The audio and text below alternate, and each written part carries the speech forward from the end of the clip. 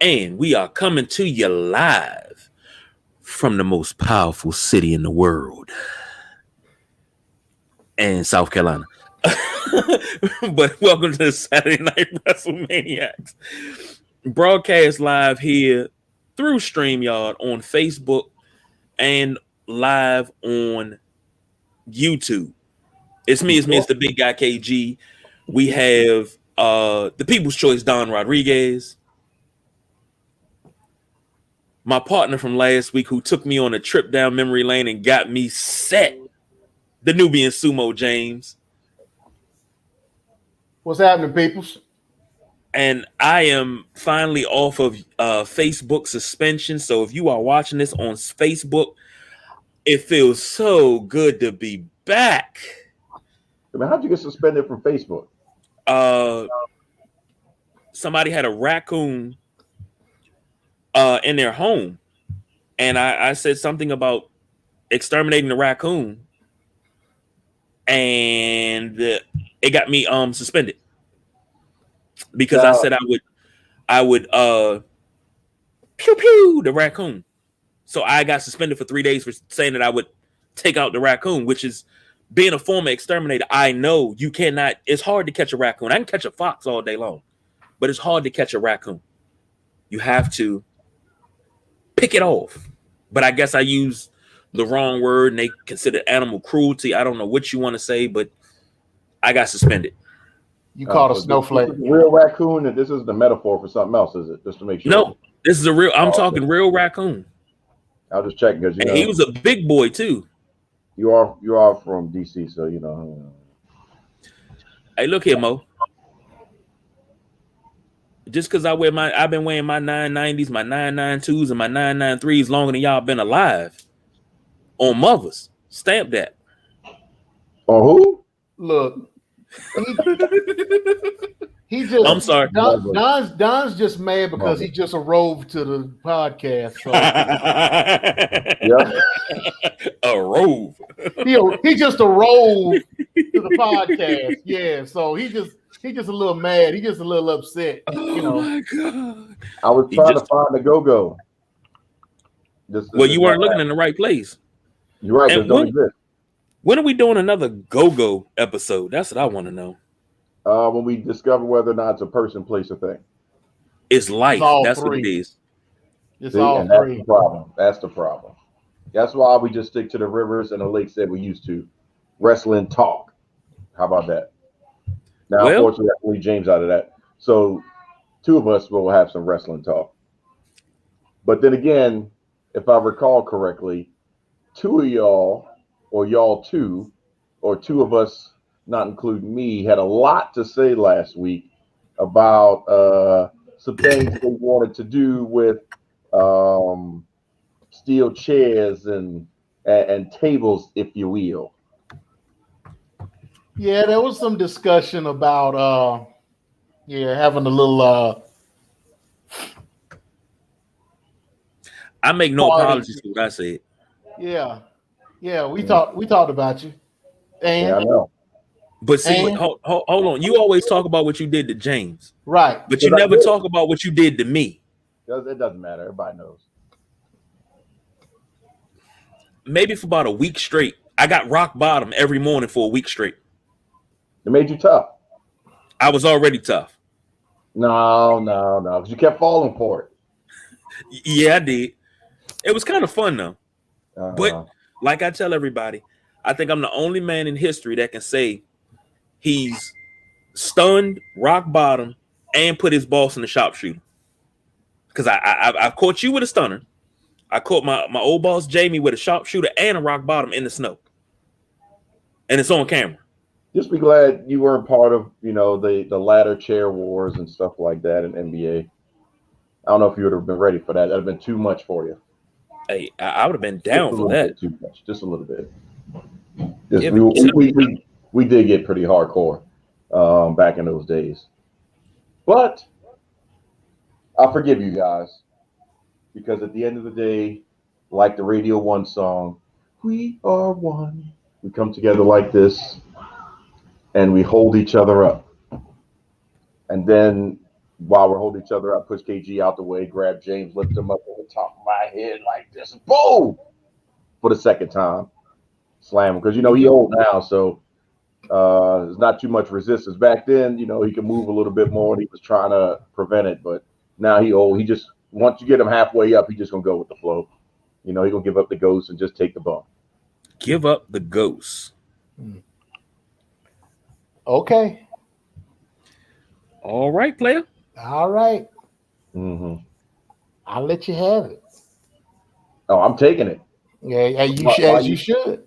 While you having it, why don't you go ahead and tell us about the T-shirt you're wearing and what you're smoking and what you're drinking, our resident vice here. Well, you're asking about my shirt. This is a limited edition shirt that part of my group that I'm with called the Good Time Gang, which is my cigar enthusiast group. This is the limited edition shirt they did with a company called Cigar Porn. So they do like all kinds of apparel, t-shirts, hats, things of that nature, with cigar enthusiasts. Okay. So most of them are GTG members, so they decided to do a special shirt for GTG, and this is how big is the group? Have y'all got? Oh, we're international. We have chapters all over the country and in different countries around the world. So, yeah, it's a pretty big deal. The first chapter was started in Washington D.C. at Shelley's back room downtown, and it's expanded into what it is today. So you can go to goodtimegangcigarclub.com and check it out. See all the different chapters that we have, and if you want to get involved, you can get in touch with us and let us know. So you can go to the local one in your local area and get included. No rules, just shenanigans and bullshit. We smoke, we drink, we fellowship. That's about it. So do y'all have like a large mass gathering of smokers once a year or something? Non-COVID? Actually, what we do is we have what we call hook days. And we during the spring and summer, we take a Friday. Each chapter takes a Friday or a weekend, starting on Friday. And they put together a bunch of events for their chapter and for other chapter members to come to. Okay. I'm part of the Durham chapter, and we're going to have our hook day in September on a farm with on 50 acres of land. And we're going to have a big bonfire. We're going to have all kinds of food trucks. We're going to have fish fry and all kinds of stuff. Folks coming from all over the country that want to come join us, they can do so within the group. If you want to join in while you're there, we can get you inducted and get you into the chapter that's local to you. So yeah, it's a very good chapter. It's almost like being in a frat. You got a lot of guys and a lot of ladies you can network with, smoke with, as far as cigars and whatnot. Find out about new cigars that you may not have heard of before, or different types of bourbon drinks or whatever, alcohol, whatever that you want to check out. We do have vendors that we're good with, so distributors. So we're actually working on. There are a few chapters in the national chapter that is actually looking to get our own cigars done at some point. So it's a pretty good situation. It's pretty doggone interesting. I'm actually going to say truthfully, I was interested in that, so I appreciate you breaking it down. I didn't realize it was that big. I thought it was just a group of you and your friends that just got together from school or something like that, and y'all were shucking and jiving. But I do have to ask this question because KG looks left out and he looks like he's about to fall asleep. But do y'all have like some secret handshake? How do people know if you're part of the group or not? Well, we let people know. Tell us if they got, we have the apparel. We have the apparel. We have the shirts. We have shirts that we wear whenever we go out together. So, and then if we decide to go venture out somewhere where we haven't been before, we usually try to put our shirts on to let folks know that we're with GTG.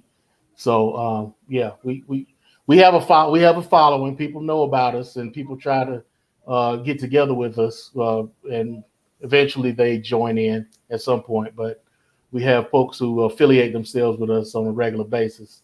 So, yeah. Now, as far as what I'm smoking and drinking tonight, I'm being powered by the CAO Bones, which I haven't had in a while because I forgot I had them. They're so far down in my humidor, I forgot they were there. I haven't had these in a few months. And then, as you probably saw earlier, I'm rocking the Maker's Mark glass tonight because I have acquired the 2001 limited edition Maker's Mark 110 proof. So we're working on that tonight. That's going to give you sight beyond sight by the time you recover. Good Lord, good Lord, good Lord. Man, I'm already tipsy just hearing him say that. So since you're not smoking or drinking, KG, I guess you might as well tell us what headset you rocking. What headset are you powered by? Well, if that's the case, I am powered by the Logitech G23, which is the upgrade from the original ones that we had. But I'm also rocking with the J-Lab mic, as you can see, my little table mic here. Glowing. Oh, and him got the little light on the bottom, all cute. Look at him. Uh-oh. My light is for telling me which direction it's in, and I unplug my headphones here. My light is to tell me what direction my headphones are in.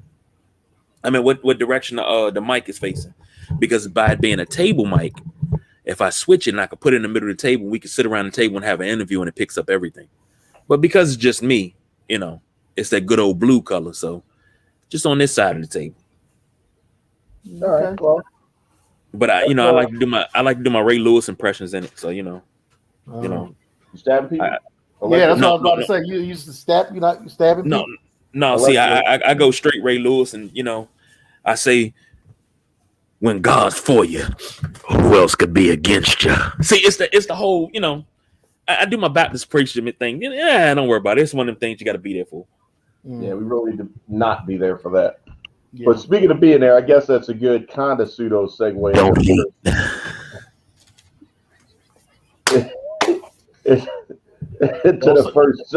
Don't serve him no steak. Have mercy. I apologize, ladies and gentlemen. Oh man, having some pleasantries, getting to know these fellas once again since I've been gone for a week happily, and KG just wanted to go ahead and show out. So as I was trying to allude to, your unceremonious segue into the first segment, as we discussed or we messaged out, AEW is going to be making a move and picking up a second show. So just to give a tidbit on the press release, AEW Rampage, first and foremost, is going to be debuting on Friday nights for 1 hour at 10 p.m. Eastern Standard Time, beginning August 13th, 2021. That's going to be running so that way you can get some steam, because in 2022, Dynamite is going to be moving to TBS. So we talked about what's going to happen with TBS quite some time ago. And if a B show would be going to TBS, not knowing that Dynamite would be moving, the executives that was in charge of Time Warner and Warner Media and all that other fun stuff didn't 100% say that this is because of the NHL deal that they have. But at the same time, it is a result, technically, of the NHL deal, but felt as though AEW could get more traction and have more time to do things on the TBS network, and potentially Rampage could move to TBS as well. But there will still be periodic events happening on TNT. So the first thing I wanted to get you guys' opinion is, what do you think?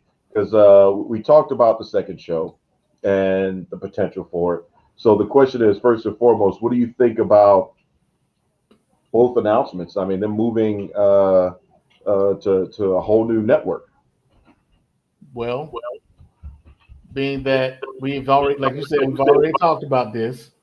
This is something that we've discussed, and being that they're going to be, are they still going to be on Wednesdays, or are they talking about moving to Fridays? Well, Dynamite, we haven't said the date yet. They just gave us the year. I'm sorry. Right. Oh, yeah.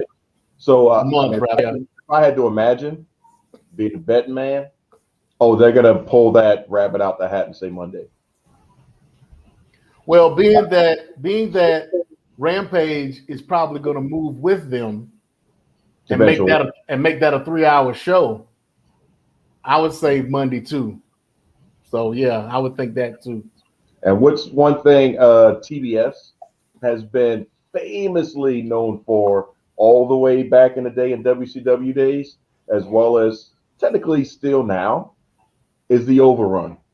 Because remember, TBS has always been the something 05 network.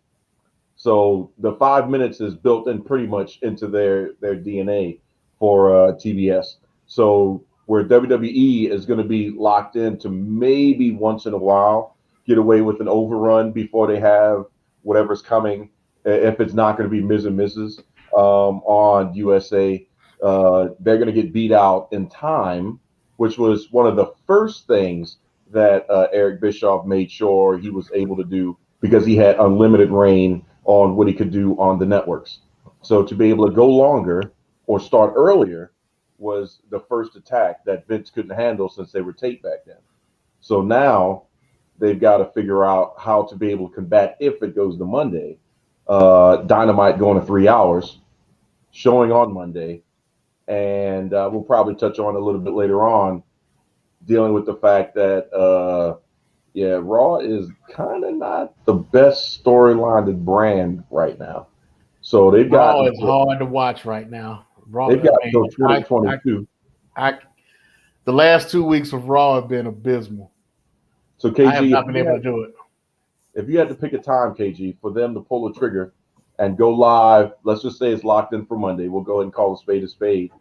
When would you pull the trigger in 2022 to have your first TBS show? See if we're on the same wavelength. If you've been around for a while, you may be able to get this. Now, when you say time, you mean time of like what date, or you mean what time during the day? No. What time, as in month, time period? I jumped in right. They already said January, didn't they? Not from what I saw. See, January. Yeah, I saw they said January 22.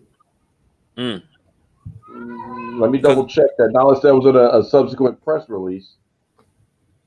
Actually, no. Yep. Yeah, you're right. Which is kind of upsetting. Because you were gonna say right after WrestleMania, wasn't you? You're damn right I was. You're gonna say the Monday after WrestleMania. That's what you're damn right. Say. No, and I was done the week before. No, I was gonna say. Oh no, I wouldn't have done it the week before. I mean, that would have been an easy rating for them, because the Monday before is always the dead show. I would have done the Monday before as the go home show to a special event show on the Monday after, and force the change. So let's say if they were doing, let's just say Double or Nothing, just to throw out a pay-per-view, that they do on that Monday after WrestleMania, there you go. If you go and fire the shot, even though we're not in competition, but we're in competition, you fire the shot and you make sure it hits. For January, I guess that's all right. So that puts them in proximity of what pay-per-view, KG? Royal Rumble is January, correct? Yes, End sir. of January. And Royal Rumble begins what, James? That begins the road to WrestleMania. So it's a passive aggressive shot, I guess, is what we could call it by the executives of Warner and Tony Khan. So they're going to do the preemptive strike sometime right around the Royal Rumble, build some traction, and I guarantee you they're going to do some special televised whatever the Monday after, because you can't phone it in if you're going on Mondays. Plus, it's ironic that they're doing that in January around Royal Rumble time, because remember, the Royal Rumble was originally done around Thanksgiving time, and they originally set that up to go against Starrcade with the NWA.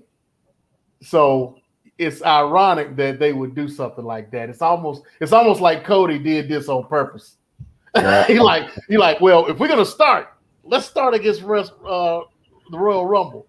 Now the only thing I heard, because we'll never hear of it. Hold on, I'm gonna give you some props. Is that Worlds Collide pay-per-view is going to be the thing that they're going to go up against WrestleMania with, and have all these promotions that they've been kind of curating have this large, massive attack on WWE at one time. But what you gonna say, KG? But it's two things. Number one, I would do it the Monday after WrestleMania, because you're going to steal that thunder. The Raw after WrestleMania is always, especially WrestleMania, was really, really good. Year before last, when the women main evented, that was absolutely awesome. That Monday was energetic, even though it didn't end the way it was supposed to. But that Monday was energetic. I would do it that Monday and steal all that thunder. And something else that I heard through the grapevine is AEW and WWE have some sort of backroom dealings where they're working together. Oh, really? Because what I heard was, and this is the way it was explained, WWE they never mentioned during the Monday Night Wars, they never mentioned WCW. Never. They've mentioned AEW several times on live TV, on tape segments, anything. They've mentioned AEW. Nobody else exists out of WWE in their mind. They've mentioned AEW. And what I'm hearing is they're actually working together, trying to see how AEW does things with working with other promotions. And pretty soon you're going to see that out of WWE. And we may get All Worlds Collide. Could be a possibility. Where you have everybody coming together. And it's going to be like, think about this. And I always say this. We do All Worlds Collide. You can make that out of a 3-hour show. But when you make it a 3-hour show, it could be on Night of Champions, where you got champion versus champion versus champion versus champion all the way down the board. Fatal 4-ways, triple threats, all of that in one pay-per-view. Now, if you don't have Peacock, or you still buying pay-per-views, I'd pay $60 for that. Hell, I pay $90 for it. But somebody's title's got to change hands. Yeah, and then you got guys crossing lines. Somebody has to lose the belt. Like, I would not be mad if Kenny Omega beat Roman Reigns. That's not happening. No, but then he would have to show up each show. The only reason why is because that's not if somebody loses a title, believe me, it won't come from WWE. It'll be somebody from WWE winning a title, maybe, but not a WWE title going somewhere else. That's not happening. Trust me. Somebody's going to have to happen. Vince isn't having that. Everybody would expect it not to happen. But I think they would pull the trigger for somebody that they've always wanted to be able to be on their show, that they could see as an ambassador to their brand or the company, but yet at the same time be somewhere else and then lose the belt over there as the payback thing. But and think about this. There's only two people. One of them is Kenny Omega. The other one is Jericho. Okay. Think about this. Vince McMahon, Tony Khan. Or maybe Cody. I'll throw three in there. Maybe Cody. Vince McMahon, Tony Khan, whoever runs Ring of Honor, New Japan, or everybody's gonna be back there, and they're gonna be like my man in Bad Boys 2 when he was in the club. He gonna sit there, Johnny Tappy of your fucking mother, and just sitting there counting money, because that's all they're gonna be doing. They're gonna be back there with money machines counting all the money that they get to split up, and they's like, okay, this is the money to pay for everything. This big stack over here, this is our bread. We do this once, twice a year. We got these fools on the hook. This is money. I don't care how many times. What Kenny Omega won the WWE Championship. So what? We'll make it so he drops it on SmackDown Friday or something. But it's money. And one thing Vince is not going to turn down. Vince is not going to turn down money. Well, he did already. That's the problem. This goes into our second segment, and why it could be possible, James, is because Vince, in his infinite wisdom of secure and financial structure for the company, aka his pocket, he's almost, I guess, at this point, as brokered deals at the level of Sony and Marvel and Disney. And we've got an interesting scenario. So in other words, Fox, USA, and WWE. For those that aren't familiar with how things work in the Sony, Marvel, and Disney parameters, the number one jewel of the Nile is a nice little young kid that goes to high school that web slings by the name of Peter Parker. Spider-Man. Well, no, not even Miles. Spider-Man. Miles can travel. Miles is free. But Spider-Man and the rights to the Spider-Man movies still are under the auspices of Sony Pictures. Marvel could not wrestle Spider-Man away. They got Fantastic Four. They got everybody else. They could do whatever they want, pretty much, with the exception of Spider-Man. And they just brokered a deal for Spider-Man, the old movies, to be able to be shown on Disney Plus. So the negotiations is there, but bringing it to the wrestling terms, which everybody should hopefully be aware of now, the amount of stroke that Fox has to tell Vincent Kennedy McMahon, you need to go back to live events, period. That was not, we're going live again, we just ready. The executives, according to some reportings here, have said that we want to be live immediately, aka beginning Friday, July 16th is the soonest. So there's already been rumors that there's 2 new sets being built, one for Raw, one for SmackDown. So if Fox is saying you need to be live, USA is saying, yeah, you need to be live and you need to start touring so we can get our money's worth out of your product. Thunderdome was cool. You got your little awards and all this other stuff for the set design and interaction and blah, blah, blah. But yeah, you need to go back live because they're tired of seeing AEW have crowds week after week. You can just tell the difference in the product by how it sounds. You don't have to watch it. You can tell the performances are better because they are reacting to real people, not piped in music. They're getting pops. Case in point, and I'm gonna let you guys discover what's the real reason why Tamina and Natty are being pushed. Not because Tamina's been 10 years and we just want to do something nice.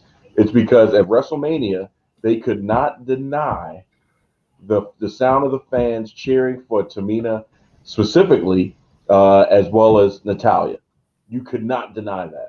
And that changed the mind of the executives to say, we need to make something and do something with this, and let's move it forward. So let's go ahead and commission the cameras to start filming a 24 or whatever it's going to be, because they've got a lot of footage of them miraculously out of nowhere, of Tamina winning the belt and everybody realizing, it's been all this time. And Tamina's been on Talking Smack several times, and all these other things are happening because the fans made the decision, basically, like it should be, to push somebody or to bury somebody.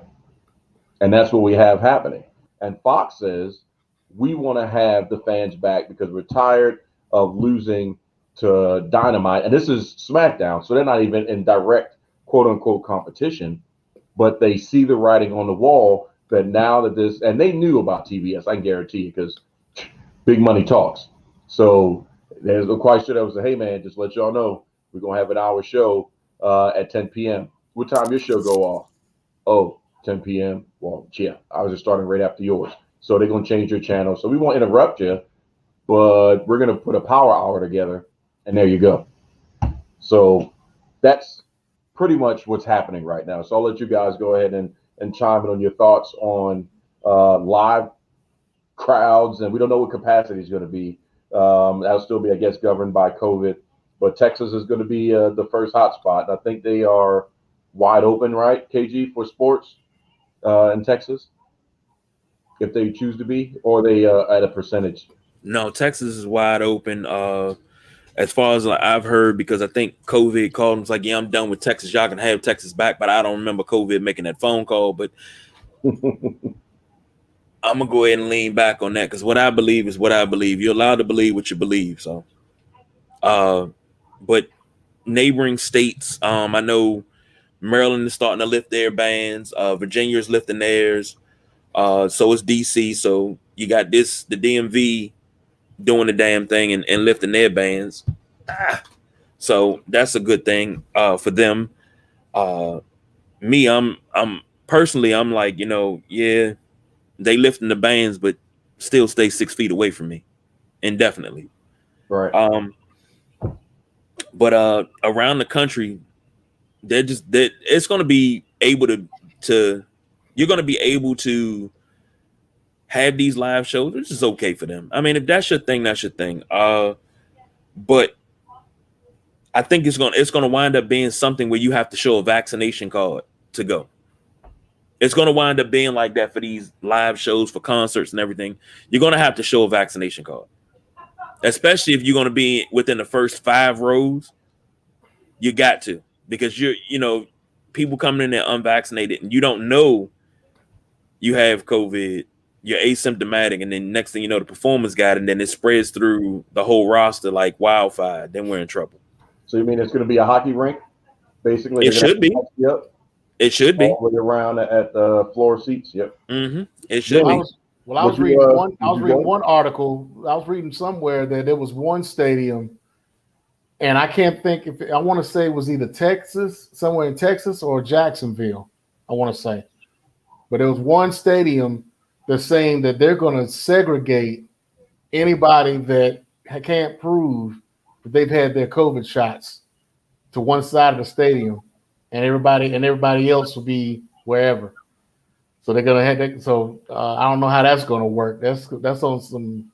That sounds like some mess right there. That's going to turn into a lawsuit. But they're already talking. They're already talking like, they're gonna make people. There's certain places or certain things that are gonna make you show your vaccination card in order to do whatever you want to do with that particular company or whatever. That's going to end up turning into a lawsuit soon enough. But going back to the subject, WWE is not the only one, and they're probably seeing that there are other organizations like Impact, New Japan, MLW, all of them in June, starting here soon. Starting in June, actually, starting with the live crowds again. So they don't want to be behind the 8 ball on that, because that's money. That, like you said, that's money that they're losing, knowing that there are other companies that are doing it.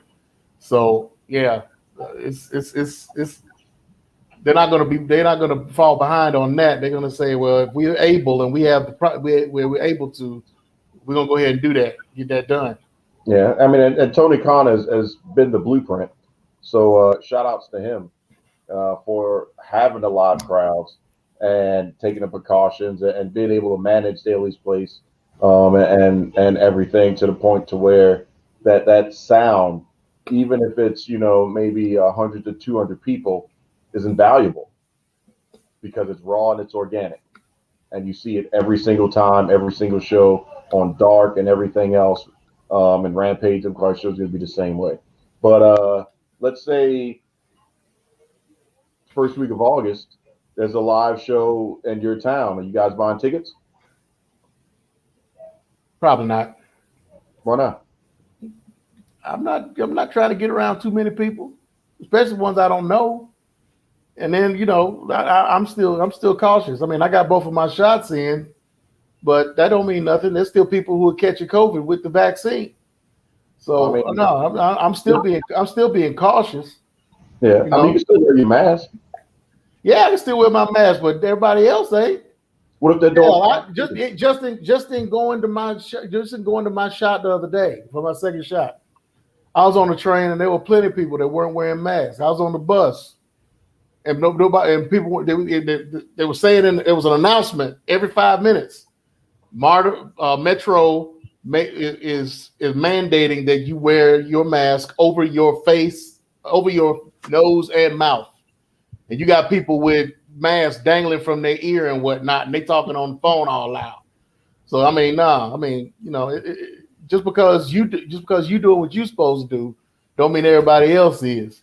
So you know, like KG said, give me my 6 feet, or give my and actually give me 50. So you know, stay away from me. I'll be more than happy to watch it on television, you know, because I enjoy the commentary.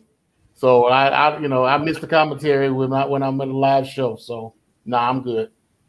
All right, KG, what about you? You gonna go to, and I'm gonna throw it old school. You'll go to the MCI Center or the Baltimore Arena? I'm like James. No, I'm very cautious. Unlike James, I did not get the shot. I think James is bold, and I admire his courage. I number one, I'm afraid of needles. I'm not even gonna lie. I'm afraid of needles. But number two, I have my feelings about said shot that I will not express here.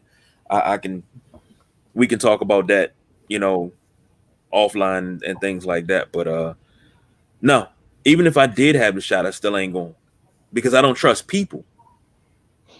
You know, what if floor seats were like $30? Sounds enticing, but think about this. I go get floor seats, and the guy next to me that paid $30 for floor seats, I got my mask on, I'm all decked out and everything. He is, and next thing you know, I got it. Right. So you give him to clear up what you just said, I am really against the shot. Okay, I'm against the shot. The only reason I got it is because there's no money involved. I mean, if it had something to do with my job or something like that, then that'd be probably a lawsuit, and that'd be a problem. But I'm thoroughly against the shot. I had no intention of getting the shot, but then I thought about people that I was going to be around, and I have people that I care a lot about, and some of them are immune deficient. So I did it more so for others I'm going to be around than for myself. So against my better judgment and for the sake of the people around me, I got the shot done. And let me get this straight while he's in tears. But you didn't have any side effects from the shot. You were fine. I was fine. But here's the kicker. Here's the kicker on that. Okay. Most of the people that I know that got the shot that had side effects got Moderna. I got Pfizer. Now, I had a friend of mine. She got the shot. After she took the first, she was fine. When she took the second one, 5 days, she said it felt like it was a jackhammer going off in her head, and somebody had beat her with socks with ivory bars of soap in them. Right. She was hurting so bad. She was like, she was hurting so bad. A lot of people telling me that they got effects on the second shot. And then the most I got was the soreness in my arm from where they injected me. That lasted for about a couple of days. Then it's other people that were saying that, you know, they actually tested positive afterwards, after the shot. Right. They tested positive. Because what they're saying is, and which is bullshit, because they do this with every vaccine. They were saying at the beginning that the vaccine wasn't created from blood work from other people who had the vaccine. So they're saying that that's not the case. That's bullshit. How did they develop the flu vaccine? They got samples of blood from people who had that strain of the flu, and they developed a vaccine from that. When's the last time you heard from Tom Hanks? I've been on Twitter a couple times. Wait. Hold on. I'm gonna say this, James, because I know where you're going. When's the last time you heard from him and his wife? Spit it. Spit that shit. Spit it. Spit it. That's all I'm gonna say on that. That's all I'm gonna say on that. Exactly. Hey man, I'm keeping hope alive because at the end of the day, magic is cured. So yeah, who's the dude on who's the dude that just tested HIV positive? Billy Boy. Yeah. But he said he had it for 14 years. Yeah. He said he had it for 14 years and it's just coming out. Yeah, but he's been living with it for 14 years. He was like he just didn't want anybody to know. But here's the thing. Him and Magic. But the thing is, in the last 30 years, HIV AIDS, I know we're getting off subject, but HIV AIDS was a death sentence 35 years ago. You get HIV, 10 years later, it develops into AIDS, it's going to take you slowly. But what they found out through research is, you make the right combinations of medicines and everything, you can keep it at bay. And, you get the right antivirals, I think it's called. It can get your white blood cell count up to the point where it's undetectable. And that's what Magic's been his HIV has been undetectable for like 20 years now. You mean he's cured? I wouldn't say cured, but he's probably the closest to being cured out of everybody. Right. And I'm Magic just opened a new movie theater last week, probably. But Magic had financial aids. Because all he did was get richer. Yeah. But he listened to his doctors. He didn't take it as, all right, this is a death sentence. He was like, nah, I'm gonna fight this. And he's been fighting. Come this November, it'll be, was it October? What was it? November 7th. Come this November, we're talking 30 years. 30 years. And I look at weight on his body and everything. Right. I look at Magic Johnson and I'm not a uber religious person, but I look at Magic Johnson, I'm like, he's here for a purpose. He has a purpose, and it's not just to make money, but Magic is a purpose. I look up at Magic, and he's always been my favorite player, but even off the court, I'm like, dog, every time I see Magic, it makes me happy.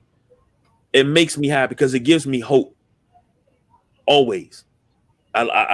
If that's not enough, I'm trying to make people cry tonight, man. I love Magic Johnson. I love Magic Johnson. I just love him for who he is. So I guess I got to be the bearer of bad news, since y'all over here pontificating and singing people's praises and I love you. I got to be the bad guy. That's fine. So here's the reality. Raw's got problems. Period. What's the problem? They don't have enough depth in their roster at the moment to handle a Monday move from AEW or the current storylines that they're running. So, but they're firing people again. Yep. So, granted, these people haven't been on TV in a year, but still. Well, at least they brought Aleister Black back to be maybe Undertaker-ish again. But, normally I'll watch the show and I'll take notes and everything and write down my impressions. But within the first 30 minutes of Raw, the first notation that I have down in my nice little binder is, and I quote, does Raw need more depth? The second thing that took my interest was Alexa Bliss and Tamina and Natty's segment. And then the third thing is Kofi in one night beat Randy Orton and Bobby Lashley by hook or by crook. That's all I got from 3 hours of Monday Night Raw, most of which is rematches or rehashes of what we had the night before at WrestleMania Backlash, which was a rehash or rematch of what we had at WrestleMania. And I could have swore, you guys let me know if I'm wrong, but didn't they come out, what was it, maybe 2 years ago and say rematches weren't happening immediately? No, rematches weren't happening automatically.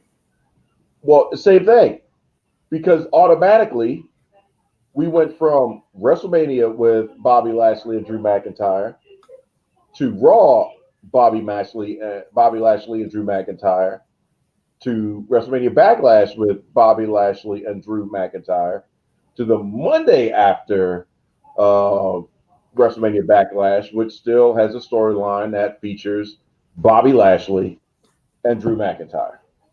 Because they got nobody else. They got nobody who, I mean, other than Braun Strowman, which they just threw in there for shits and giggles. Who else they got that can be in the heavyweight title picture? Nobody. AJ Styles. Nah, he trying to help with the tag team situation. I know, but I'm just saying, KG, come on now. I know this is your thing. I mean, they throwing Kofi in there, just to have somebody in there, have somebody else in there. I mean, he's the only other logical person right now. Hell, you had T-Bar and Mace threatening to take that challenge. I mean, come on. I was actually starting to be like, I was a fan of Dijakovic, so well, maybe he should get it. I was grasping at straws. And KG, like I said, I want you to chime in, but then also on the adverse on the other side of the WWE coin, even though it's a three-sided coin technically, can SmackDown find a way to keep use of the stars on its roster? Because they actually have the powerhouse when it comes down to the roster. This is excluding NXT because NXT is going to put up NXT numbers, so I'm not worried about them. But they got the best end of the stick on Fox. Raw is strapped. Tell me, man, what you feeling on this? I know you're passionate about it. Well, first and foremost, Raw could benefit with calling up NXT wrestlers, as always. Leave SmackDown alone. Get you some new blood at NXT. Rebuild the NXT brand. Now, NXT was supposed to be kind of sort of your breeding ground, but it's not even that anymore. Now it's its own show. Now it's time to start cleaning out NXT. Either you're going to go to one of the main rosters, or we're letting you go. Unfortunately, one of those firings earlier this week was my man Velveteen Dream, and I understand what it was behind. But this is absolute bull, man. It's bull, and I got an announcement to make, and it's a pretty big announcement. The little young producer that sit behind the glass, the little 17-year-old one, he got his license. He passed today, 96. Oh, snap! Congratulations. So, Uncle BJ will be having your suit ready for you, kid, and we'll have you driving us around in no time. So, Don, when you come into town, just let us know. He'll pick you up from the airport. He'll have his little suit, open your doors, take your bags, all that. So, congratulations, Dorito. Oh man, Jeeves, congratulations. And we got I want a Jimmy versus Jay. And that's gonna happen. That's definitely gonna happen. But why would you do that? Because that's the storyline on the show. And that's gonna be the way to get Jimmy onto the table, so to speak.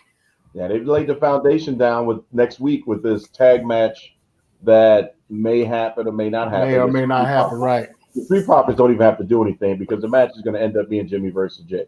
Right. It's going to be subtle tags, but not tags. Roman said don't tag.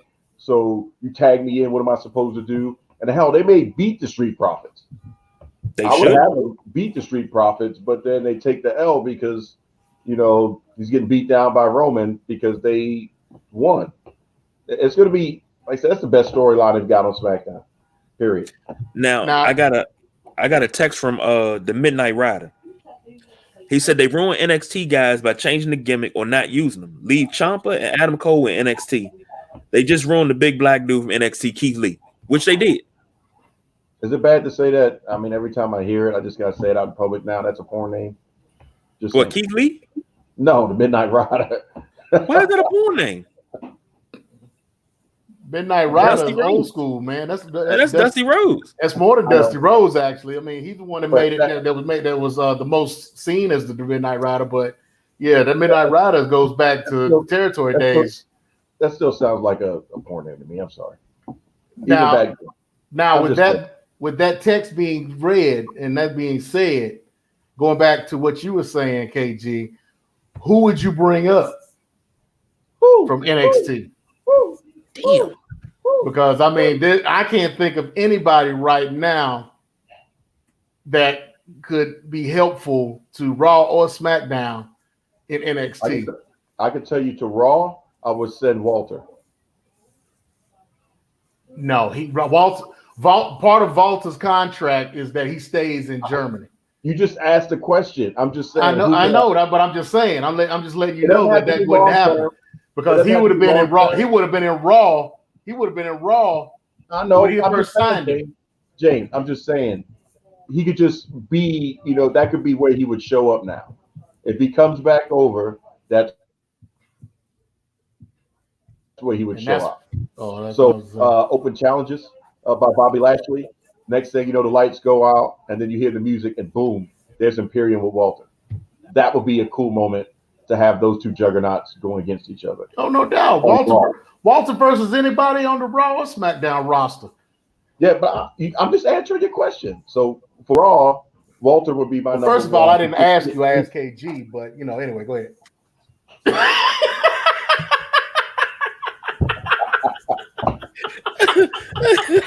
Oh Lord! You all putting in our conversation. This is all in the mustard that can't catch up. Come on, man. How Ruby Rose doing on Fifth Element?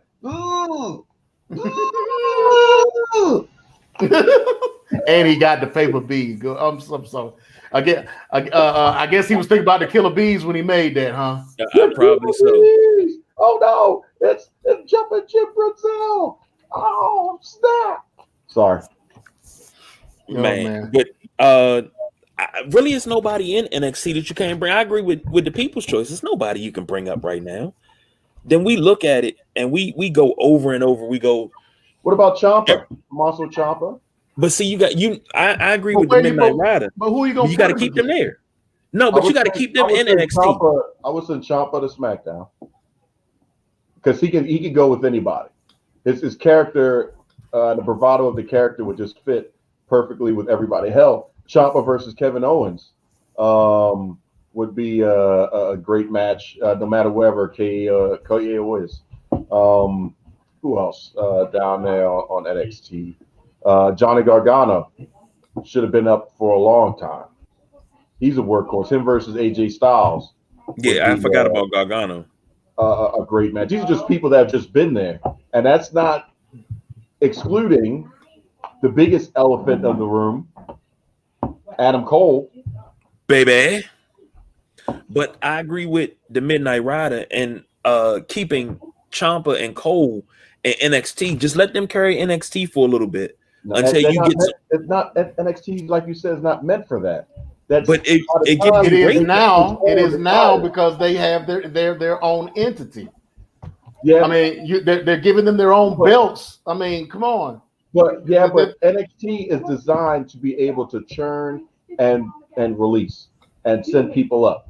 They have the formula so that way they get you invested. They build the product and then they transition the product. If you start holding a product in, then you're going to have to do the logical thing, which I talked about earlier this time last year and 2 years ago. You have to have a full reset, an honest and true reset. You get all the writers in a room for production on whatever Monday you're going to start this and say, hey, look, every superstar's name is in this bingo Turner thing. We're going to pull a name out, and that's the show that they're going to be on. Not scripted, period. Where the champions lies, where the champions lie.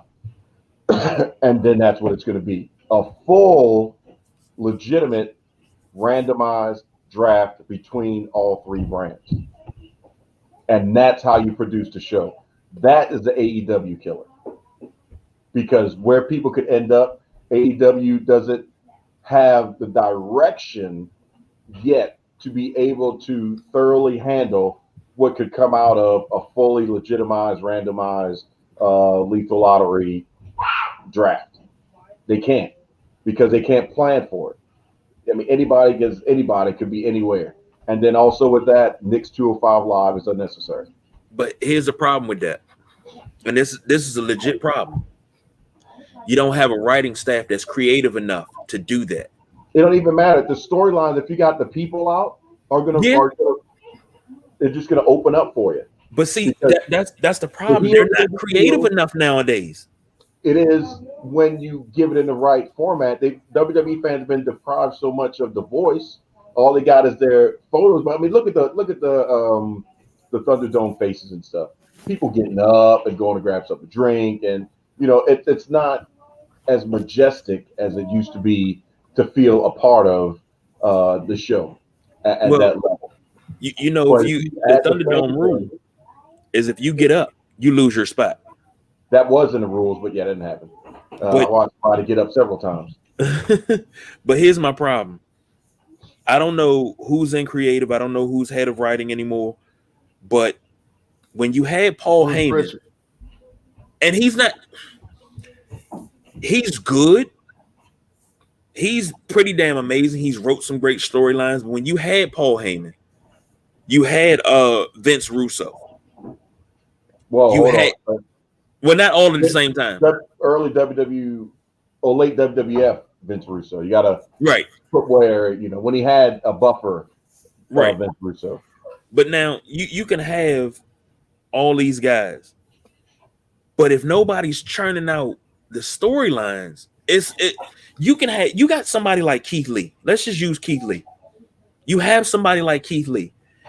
He was white hot. He was over when he left NXT, and they have done nothing with him. It wrote itself. Keith Lee's ascension wrote itself, and you fucked it up. Yep, they said he was dangerous. They put him in the same vein as Nia Jax. They say he was dangerous in the ring. He wasn't safe. NXT said that. Yeah, because I've always heard he was him, Baron Corbin, some of the safest workers you've ever seen. I mean, hey, Adam Cole, when you got the pounce that ended up into the fans, was that unsafe? I guarantee you, no, it went perfectly because it looked good. But everything flowed the way it's supposed to. But to answer your riddle there, KG, you do the next evolution of it. Triple H is in charge of Raw. Leave HBK and NXT. Paul Heyman is in charge of SmackDown. But they don't give Paul Heyman the range that he needs to be successful.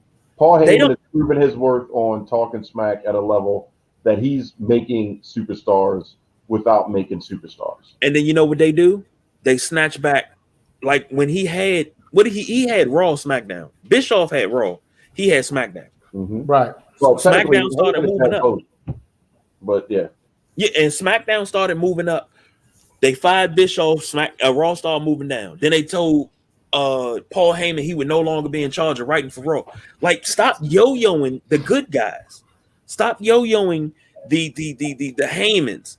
And you're putting faith in guys. And then when they did that first purge and they fired the writers, storylines haven't been the same. You get a few here and there that are pretty good, but storylines haven't been the same.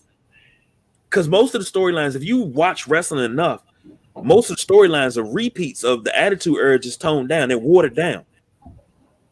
We need to stop going back to that and give me something more. And you have to give a little bit more trust in the superstars, which is why Talking Smacks, to me, is the best produced show that they have, because the promos are just bullet points. You got guys like Big E has had some phenomenal things on there. Like I said, Paul Heyman's been showing off on there. Paul Heyman's been making Caleb Braxton look really good, and playing the straight man, quote unquote. I mean, you come on there and you're having these promo for your life moments, I guess is the best way to put it. Promo for your life moments where you're coming in there and they're realizing that all I got to do is cut a promo that's just going to drive my passion and how the fans see me. That's it. Maybe throw in there what the pay-per-view is and who I'm facing. But other than that, I just got a promo for my life. And some of them are able to accomplish that and come across the screen at the level of when you had the Diamond in the Rough right there. Dusty reaching out and grabbing for the fans and pulling them in. That, man, I've watched one of the greatest promos ever. You got me. I mean, hell, I even had to tweet Paul Heyman one time when he was, doing the hype for WrestleMania, and I'm like, Paul, you got to stop that, man, because I thought, actually, it was when he was hyping it for him versus Daniel Bryan, and I had to tweet him, you need to stop that, because I almost was about to call the Popo, the fire department, the NAACP, and everybody else in fear of what Roman's going to do to this dude, because Paul just put it out there at a level that's just, man, it was palpable. So, and then to your point, these guys and girls that are coming on to Talking Smack have to keep up with Paul Heyman. Right. They can't come out there and just be all, flat and whatnot. They have to keep up with the energy that Paul Heyman is bringing. So, right. They got to make sure that they're on point. If they're giving these bullet points, they need to do the best they can with them, because Paul Heyman's going to come out in the end. He as soon as he turns around and he's like, oh yeah, you know how Paul is. as soon as he does that, it's over, because I'm looking for that. I'm like, yep, we're about to get us a nice little promo here. There you go, and I appreciate that, Mr. Conti. But then on the flip side, because I don't want to leave the other side of that three-sided coin out, R-Truth, we already know, is a national treasure. Raw Talk is the R-Truth show. I do miss Charlie Caruso being on it, but Truth does Truth, period. I don't watch Raw Talk for anybody, the guest star. I just watch it for R-Truth, period. Because he's just going to deliver something, to make a straight-faced antagonist like Shayna Baszler become human, for lack of a better term, is the gift of R-Truth. Because he added another layer, which set up for her to be more interactive in these Nia Jax tweets, and she's playing the straight woman, quote unquote, in some of these tweets between Nia and Reginald are just liquid gold. So if you haven't seen any of those little tweets and TikToks and all that other stuff, you'll appreciate that. But that all came from R-Truth and her being on Raw Talking and talking about food and what to put on this and what to put on that. And that just became a life of its own. But still, Talking Smack is my fave. So that's, in my opinion, just bringing it home. What I think needs to happen is you have a true lethal lottery draft that resets everything at the level of who's going to be where. Doesn't matter what brand you're on. You are on a WWE product. And that is your show, and you better champion it like it's all get out. And then at Night of Champions, when you have these folks come together, the sky's the limit on who's a champion for what belt, and then you can really make your own World Collide internal show, and it's just going to blow up and go through the roof. Fox is happy, USA is happy on two fronts, and you're good to go. But the last part of the segment is we know about Raw, SmackDown touring. That's about to happen, as we talked about. But my question to you, gentlemen, is should AEW and NXT tour too? And then also, should AEW put their heavy hitters on both shows, or let one be the 205 Live, Build 'em show, and then you got Dynamite. So that's a twofer right there, question-wise, gents. Well, they're already doing that. The show, all of their stars are on Dynamite, Dark, and on all 4 shows. They're on all 4 shows because Moxley and Eddie Kingston have been on all 4 shows over the last month or so. Yeah, but this isn't. I'm talking about at the level of, we're talking advertised buys, not stuff on YouTube pages and stuff like that, or their website. We're really talking the big boys and girls table, when based off of what you produce is going to determine how much we charge for that 5-minute block of advertising time, and that's what matters. That's a demographic. So, do they have the depth for Red Velvets and Luthers and Varsity Blondes and Abaddons and other characters like that to hold their own? Or are they going to need Pinnacle, Inner Circle, Death Triangle, Butcher Bunny and the Blade, Eddie Kingston, Moxley, Dark Order taking over? Do they need that on both shows to be able to keep pace with 3 brands of touring WWE? That's the question. Yeah, they would have to. They would have to, because, to put all of their main event talent on one show and then have a B show, they see that's not going to work because they see what WWE's doing. Mm-hmm. And they're not going to do that. They're not going to do that anyway because they want to spread out to make sure that that people get seen all over. So now they're gonna put all of their top talent all over the place, everywhere that they can put them. And as far as them touring, yeah, everybody needs a tour. Everybody's getting ready to start touring. You got MLW is going to start July 10th in the 2300 Arena. And they're actually, now you're talking about expansion.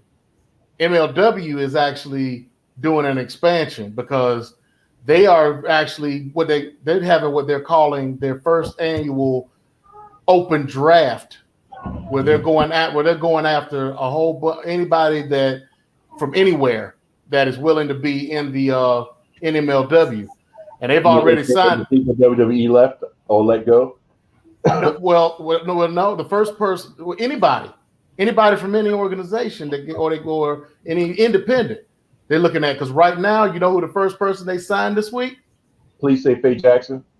No, Faye Jackson's retired, unfortunately. I know, but I'm saying she's already getting ready to shut down her website. So she's trying to. I know, but she's trying to sell the last little bit of her stuff on the website so she can get rid of that. So yeah, unfortunately, it's not Faye Jackson. I would love that. Well, hold on. Just a public service announcement to Miss Faye Jackson. We always got room for you here at Sideline Junkies. Damn Skippy, we do. Saturday Night Wrestlemaniacs. Right here on my lap. Hold on, James. If you need somewhere to be, I got a seat for you, baby. James, did you notice you put the Super Lovin' voice on for that one?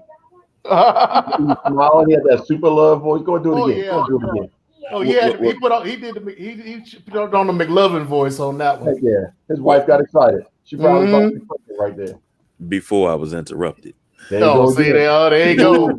Oh, out Miss Barry Faye White Jackson. now. Sing it. You are more than welcome to join the Saturday Night Wrestlemaniacs anytime you choose. There is an open chair here for you. Never find. As long I'm as not you bragging live, on myself, baby. someone But I'm the loves one who loves you. And there's no one else. like I do. Oh my God. Hey, look, don't start up with no Lou Rose. I'll break out in the tobacco road in this month. Don't you start.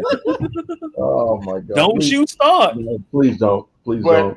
But going back to the subject, MLW has just signed Davey Richards. Who? Davey Richards, the American Wolf, who used to be tag team partners with Eddie Edwards. Yep. In back in the day, multiple time tag team champions within Impact, New Japan, and Ring of Honor and other places. So yeah, he's been out and retired for a while. He was very hurt and wanted to recover. He just had a baby with Angelina Love at the time he left. He studied and became a paramedic.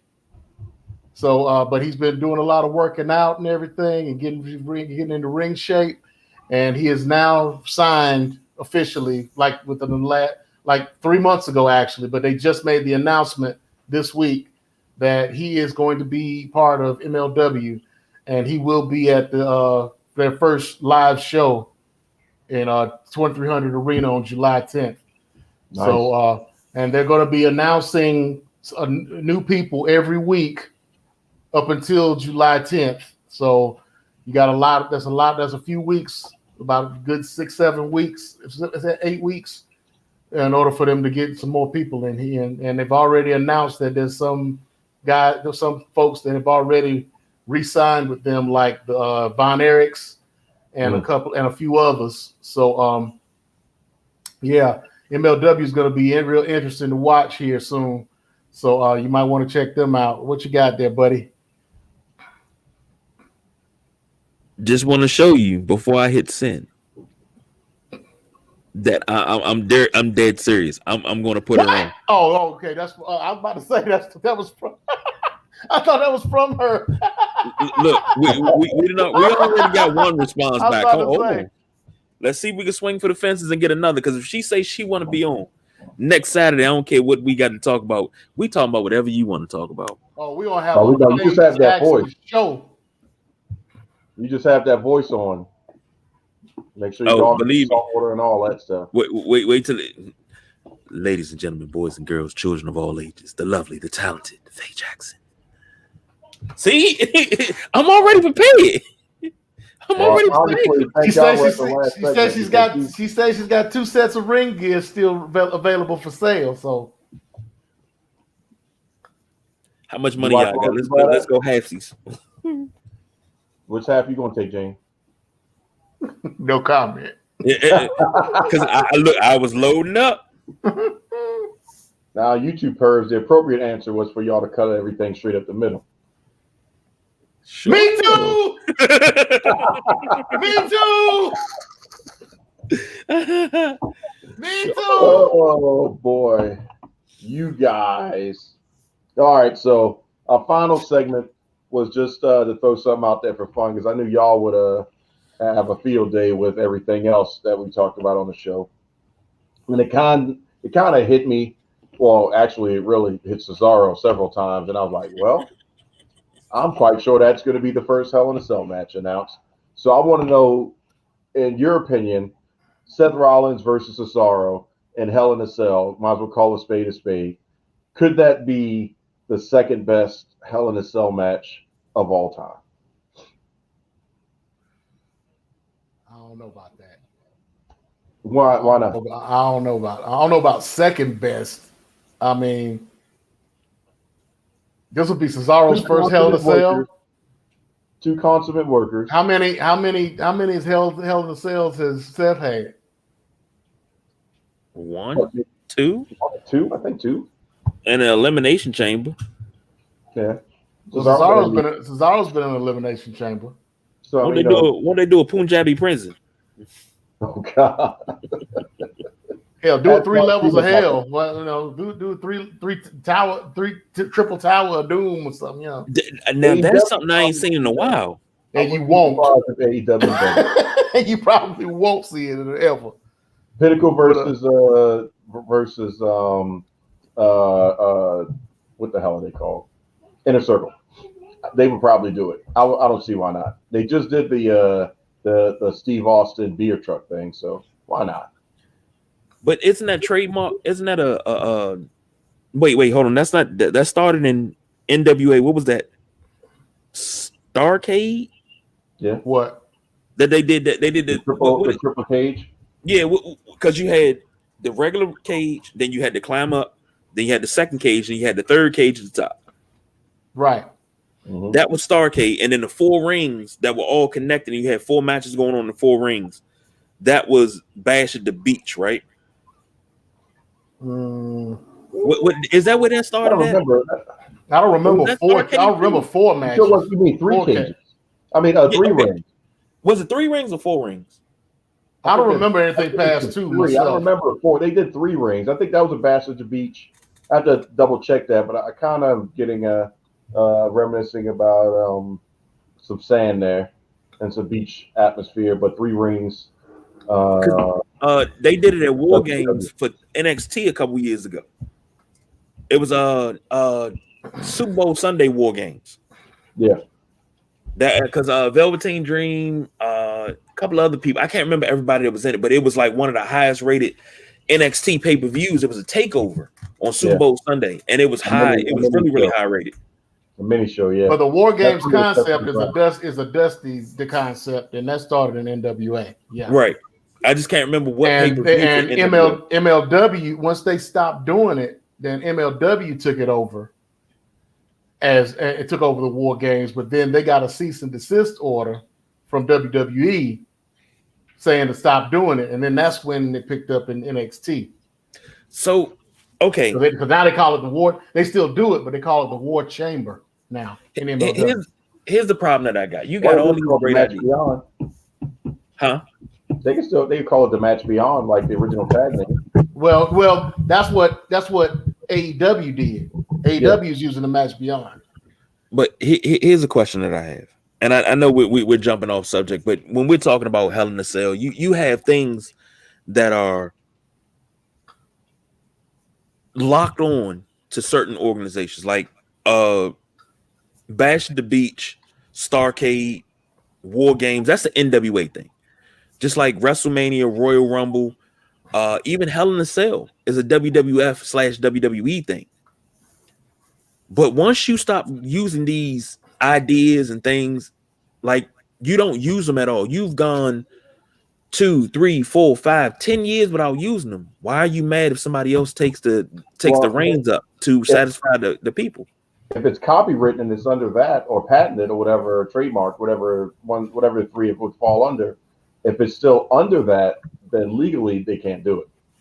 Yeah, because when WWF bought out WCW, they bought all that. They bought all that. They got all that. So if it's still under that particular terminology, then yeah, they have a right to. But if it's just like a wrestling move, you can't. I mean, you could, patent a move and legitimately, and nobody else could use it, but somebody's going to do it. Somebody's going to be doing it. Yeah, they're just going to call it another name. Running around getting mad like, how many people is going to continue to do the Dago Frankenstein? Y'all need to stop that. Cease and desist.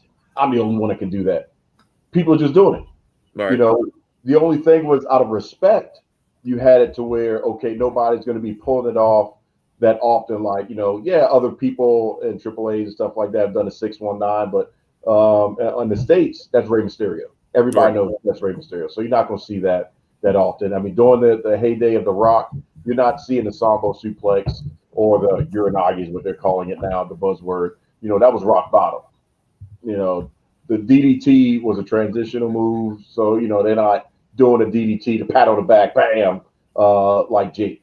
The only variant you would see was through Mick Foley, which now kind of became the paradigm shift and all the other stuff. I know it as a double arm DDT. Yeah. Right. But Moxley's using it as the paradigm shift. He still don't do it right. So it's actually not the double arm suplex because he actually lifts up the person before he drops him. So it's actually different. It's a variant. So the way you're talking about like the Canadian Destroyer, something that can't be manipulated. You got to do the Canadian Destroyer the way it was created. Yeah, same thing with the Diamond Cutter. How many? Well, there are variations of the Diamond Cutter, but how many? Most of those came from DDP. Actually, no. Well, no. The people that the first person to do that was Johnny Ace, and it was the Ace Crusher, and he used to do it in Japan. So that's Johnny Ace. True. That's John Laurinaitis. So, yeah. Well, you don't hear him rasping over there. Don't do my move. Keep on got that move. Well, that's Jake. That's more Jake, because Jake is like, I don't believe I got all these people doing the DDT, and it's supposed to be a finisher, and now somebody's just using it as part of their moveset. Right. Just kill the whole move. And I agree with that because nobody wanted to sell it. Right. They no selling a DDT pop up. Like, what the hell are you doing? But the thing is, if you remember back far enough, Gangrel used to use the giant DDT as a finisher. Mm-hmm. Now that right there, that's a dangerous move if not done right. Right. But my whole question stemmed from, we got so many ideas for pay-per-views that are not being used. Like, I wouldn't care if I'm WWE. I wouldn't care if MLW, MCW, FCW. I wouldn't care if they did these pay-per-view ideas to get fans in the seats, because overall, if they do it, but then I do it at a bigger scale, I'm making money off of it. But it's what the people want to see. Isn't that what we want? Don't we want people in the seats? But that's in the seats. If MLW had not been on television, then it probably wouldn't be a problem. But being the MLW is on television and they didn't really necessarily have pay-per-views, they were doing things on their television program, which they still do. I mean, they don't have. I mean, they got their deal with the Fight Network, like a whole bunch of other independents, but they were actually doing things on their television programs, and that's why they told them to stop using the War Games name, because A, they were going to start using it with NXT, and B, you can't have two companies using the same name. Yeah, that's that WWF.com problem. Because when you think WWF.com, I can guarantee you now, if we took a poll, nobody is starting that acronym off with World and Wildlife. No. No. World and Wrestling. And that's where that problem came into play. So, yes, World Wildlife Federation had that WWF.com before WWF.com. Well, there is a World Wrestling Association out there. There's an association, but it's not a federation. Right. But to your point, that's still different. It is a World Wrestling Association. But you're not going to get a lot of folks or a lot of companies that are going to be doing that combination, world and wrestling. So yeah. But I still don't understand. Again, bringing it back, y'all haven't explained to me why you don't think could be the second best with those two in a Hell in a Cell. Well, you tell us why. Let me clarify. To me, the standard bearer, the Mount Rushmore, the archetype, right? Yeah, always going to be Undertaker versus Foley. Mankind, yeah. That's always going to be number one. Period. I could watch that over and over. Now, so what's your number two right now? Hold on. Right now is Undertaker versus Michael. Okay. For the best worked Hell in a Cell. The only reason why I think this could nudge that one out is because the finish won't have the gimmick ending of Kane. Because still in my heart of hearts, I would rather Kane have come after the 3 count. Because the caliber of that match was so strong, and you were just in it, and then you thought Michaels was going to die, Undertaker was going to kill him, and Michaels was fighting back, and then you think again Undertaker killed him, but Michaels comes back, and it just bang, bang, bang, bang, and then Kane, and you're like, but wait a minute, what about Shawn? It just didn't. I would have rather it happen after the 3 count. So now, that's why I think Cesaro can slide forward in that instance. But let me ask you this, because I'm kind of not remembering. I might be mixing my matches up. Didn't Shawn get busted open during that match? Oh, yeah. I would like to believe it was the hard way. Yeah. I'm thinking that he might have been hurt, and they brought Kane in to kind of check on Shawn. Anyway. No, it was happening anyway. That was the original plan. That was all set up to happen the way it happened. Okay. It had nothing to do with Michaels was going to put on a show. He did the show the way he always is going to do, but the finish was the finish, period. That was predetermined. Kane was up or called up, or Glenn Jacobs was called up. He said in quite a few interviews on how he got there and his car broke down and everything else was going on and how he had to work all that stuff out to be there to do that introduction with Kane in that moment. But watching it, I just wish, like I said, it would have happened after the pinfall. That's all I wish. Not diminishing what Shawn Michaels did and how things turned out, because he's a showstopper, Mr. WrestleMania. He was good. But I just personally wanted to see a clean finish off of the masterpiece that they painted. Because at that point, I didn't think there could be anything greater than that until Mankind and Undertaker. So, like I said, with a strong finish that doesn't involve this got to be Kane or somebody else like that, those two could paint a picture and a Picasso in there that doesn't have to start or ever be with two of them on top of the cell. They could keep it and tell the story 100% in the cell. Hell, they could do the old school with the Goldberg spear through the cage and you end up outside. I mean, they could do so many things, but the story that they could tell with props and everything else in Hell in a Cell, I mean, I think that would still be match of the night. And possibly the second. Oh, it'll be match. Yeah, that'll most likely be match of the night. I'll just have to see where it ranks with the rest of them, like you said, because I don't know. Number 2 is pretty high when it comes to Hell in a Cell. But that's why when I watched what happened on SmackDown and saw the beatdown and the writing on the wall, I was like, man, these guys could really put something special together. I know SmackDown pissed me off. I know SmackDown pissed me off when they started playing Roman's old music. I popped at that too when Heyman came out. I was like, they listened. And then when Roman came, son of a dang. I know, right? Yep. I'm gonna say this. Number 2 is very high for Rollins, Cesaro, Hell in a Cell. That is very, very high.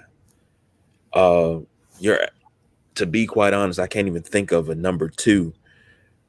Foley Undertaker is the one that's still talked about 20 some odd years later. It's the one that everybody goes back to. And it's like, it's Foley Undertaker, then everything else. I don't think you have a true number 2 when it comes to Hell in a Cell. I don't think this could do it. Instance, KG, I want you to articulate why you believe Foley versus Taker at Bad Blood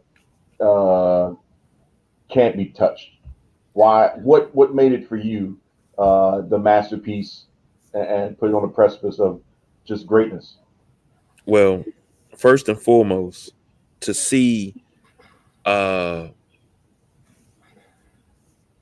match period, it was a well performed match.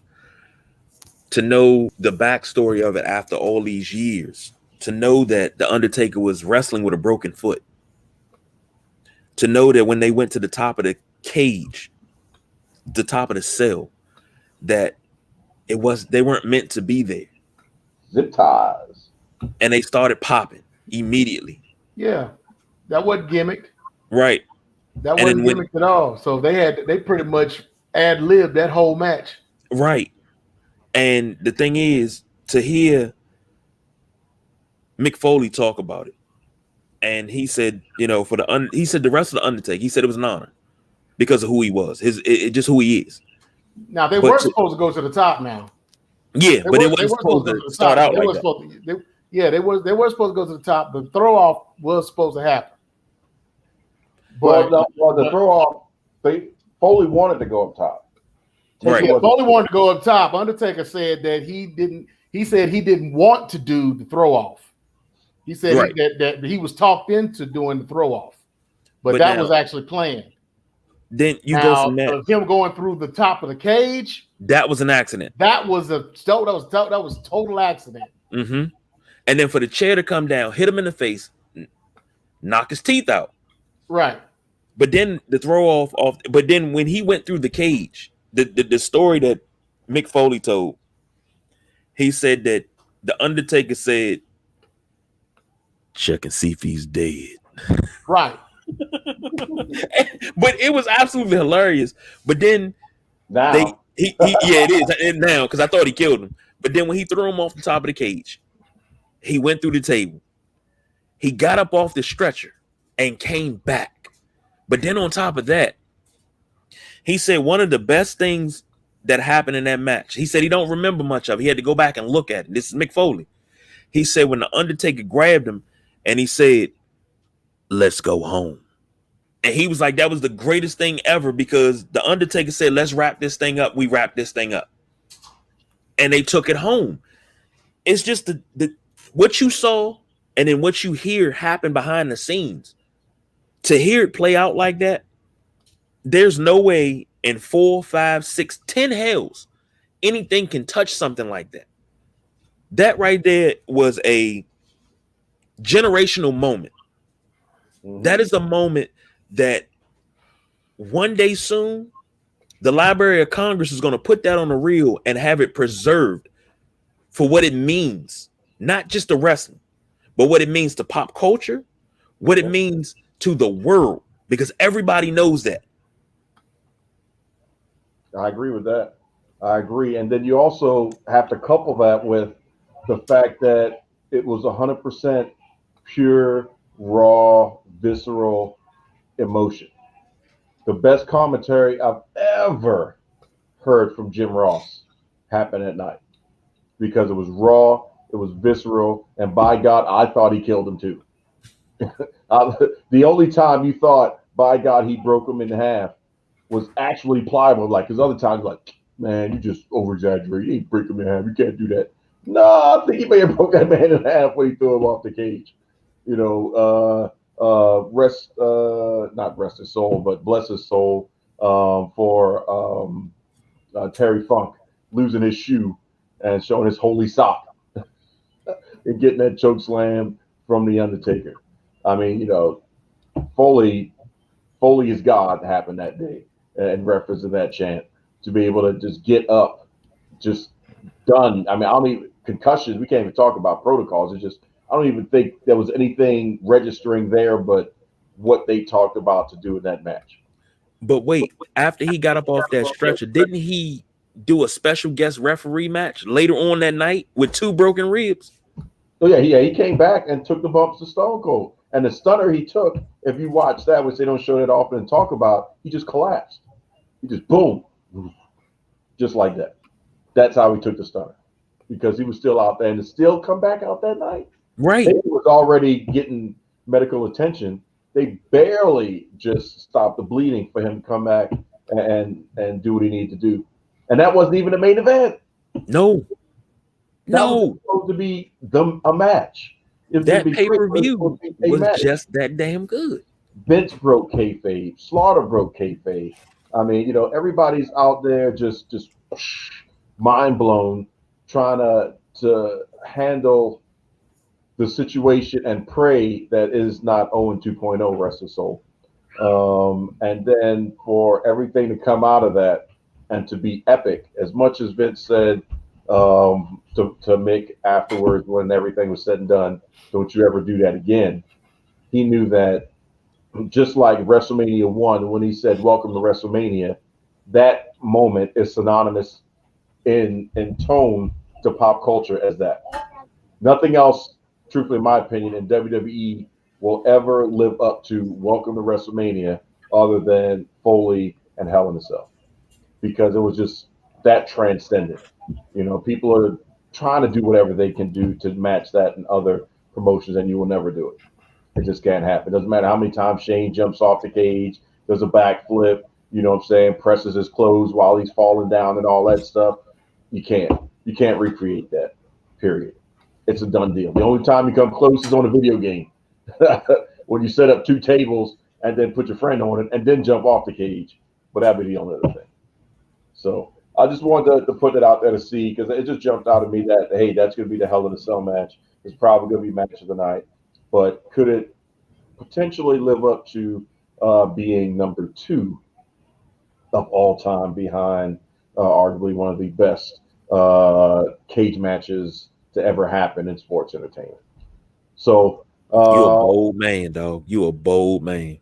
Hey, man, I believe in these gentlemen that they can go ahead and pull that out and make it happen, man. I know it's a lofty statement, it's a bold statement, but the caliber of work that they can do, and if you let Cesaro be Cesaro, for pun intended, uncage him, then yeah, the sky's the limit on what they can do, and that's what I'm expecting.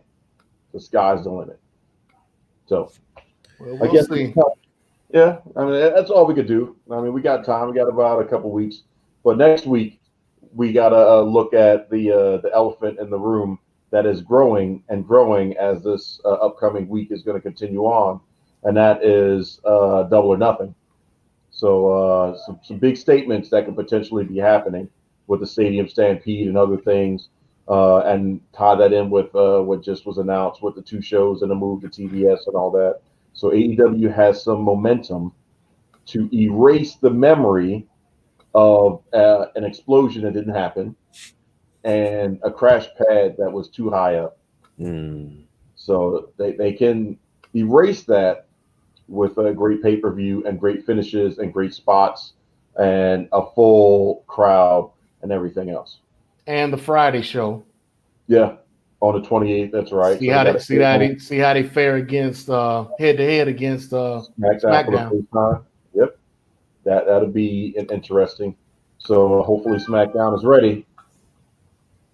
If not, then that's going to be some writing on the wall. So that means that I guarantee you, every title is going to be defended that night. Guarantee you, on the SmackDown side, everybody's going to be in it. They can't phone it in with, "Oh, we're going to do a 6-person tag or a triple threat," or like, no, y'all need to come correct that night. They know. But KG. Well, speaking of 6-person tag, I heard AEW is bringing back the 6-man tag championship. They've been talking. They've been talking about that for a while. Yeah, the Young Bucks have been trying to bring that to fruition. We'll see if it happens, but that's when James is going to go off talking about there's too many belts. But I mean, if you're gonna bring something back, you want to bring something back. Give me not a US title. Give me a TV title. That's what the TNT title is. No, I want a true. I want a TV title, and I think they should do this for the women, because the women don't have an Intercontinental Championship. Give them a TV title. Now, you know what would be interesting? If AEW decided to make this Friday show a women's show. They got the roster to do that? Yeah. AEW is it good enough? Yeah. Doesn't matter. It does matter. It got to be watchable. Doesn't matter. We're not talking about Nia Jackson. You already know that they have Britt Bakers and Nia Jackson. Yeah. She on your mind too. Nyla Rose, and even in that situation, Jade Cargill and Reva and the Bunny, Red Velvet. Who else? There's quite a few other ones. Chris Statlander, Golden Rosa. Not Ivelisse. Ivelisse is left. Who's the other one? Diamante. Yeah. Big Swole. And they've got enough. But it's a name you said that jumped out. It just jumped off the page. Yes, Mrs. Giddens. So Jade Cargill.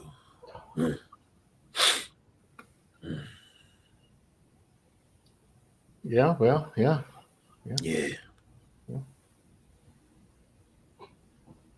Champagne and cupcakes out that thing. But anyway, what's next? I guess there's nothing left but you to tell the Chappelle show. It is wrap it up, B. Wrap it up. Speaking of Chappelle show, we lost the icon this week. Mooney. Yeah. Negro Damas. Mooney on movies. If you wanted to watch, if you're just discovering Paul Mooney and you think Chappelle show is it, go on YouTube and watch his specials. Chappelle show is like a fifth of what Paul Mooney is. Man, come on. Paul Mooney used to write jokes for Richard Pryor. Red Fox, Mm-hmm. guys back in those days. So I mean, Paul, and then he was a comedy icon on his own. So yeah, Paul Mooney was the man. I mean, the only reason he was on Dave Chappelle was because of what he did back in those days. So yeah. And he didn't back down from anything. But a lot of people, I noticed a lot of people in my generation didn't understand this comedy. Oh, I don't understand what he's funny about. I said, they because they want to hear what he was saying. Right. You got to hear what he's saying. It's funny, but it makes you sit there and be like, damn, he right. He said it in the joke, but he just hipped you the game. Right. Mm-hmm. He was on George Carlin before George Carlin. Yeah. You know, he was doing. I mean, he was very political with his comedy. Even I mean, you know, so I mean, he was always talking about racial issues and things of that nature, civil rights and whatnot. So yeah, you had to actually listen to what he was saying, and you know, anybody that can listen to Dave Chappelle now should be able to listen to Paul Mooney back then and get what he was saying. That is true.